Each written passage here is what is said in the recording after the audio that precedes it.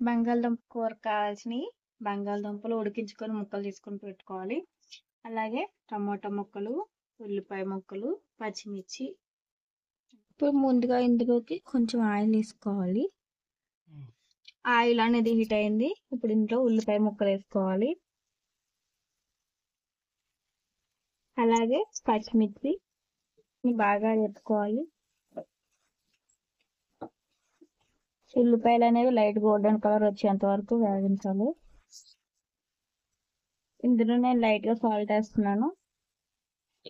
ఉల్లిపాయలు అనేవి బాగా వేగడానికి ఉపయోగపడుతుంది.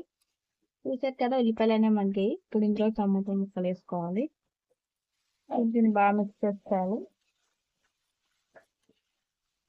దీన్ని ఒక 2 నిమిషాలు అనేది మగ్గనిద్దాం మూత పెట్టి. గ్యాస్ అనేది లో ఫ్లేమ్ లో పెట్టుకోండి.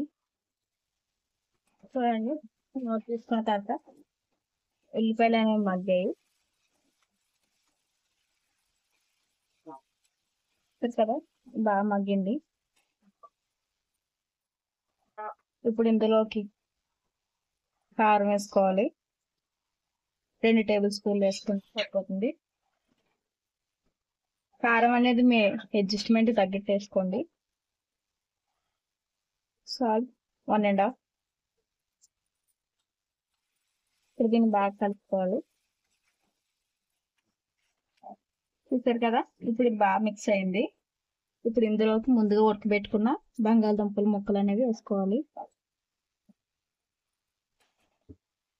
ఇప్పుడు వీటిని ఇందులో మిక్స్ చేయాలి.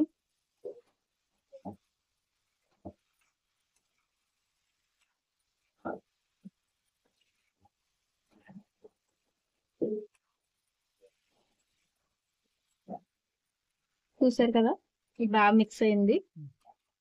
ఇప్పుడు ఇందులో కొంచెం వాటర్ అనేది వేసుకోవాలి. బంగాళదుంప ఆల్రెడీ ఉడికిపోయిందే కాబట్టి వాటర్ ఎక్కువ అవసరం లేదు.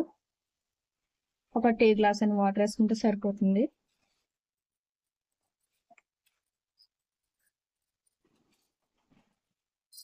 ఇప్పుడు దీనిపైన కొంచెం కొత్తిమీర అనేది చల్లుకొని ఒక 2 నిమిషాలు అనేది మూత పెట్టి మగ్గితే సరిపోతుంది. చూసారు కదా, కర్రీ అనేది రెడీ అయింది. దీన్ని ఒకసారి ఇలా బాగా కలుపుకోవాలి. ఉప్పు కారం అనేది సరిపోయిందో లేదో ఒకసారి చూసుకోండి. చెక్ చేసుకున్న తర్వాత అన్ని కట్టుకుంటే ఒక నిమిషం ఇలాగా మూత తీసి 1 నిమిషం ఇలా ఉంచండి. కొంచెం దగ్గరికి అయిన తర్వాత 1 నిమిషం ఆపి. చూసారు కదా, మా వీడియో అనేది నచ్చినట్లయితే లైక్ చేయండి, షేర్ చేయండి, సబ్స్క్రైబ్ చేసుకోండి మా ఛానల్ని. దాని ద్వారా ఎలాంటి వీడియోలు మీకు ఎన్నో దొరుకుతాయి. మా ఛానల్లో ఆల్మోస్ట్ అన్ని కర్రీలు అనేవి పెడుతూ ఉంటాయి. మన కర్రీ అనేది రెడీ అయిపోయింది. Thanks for watching.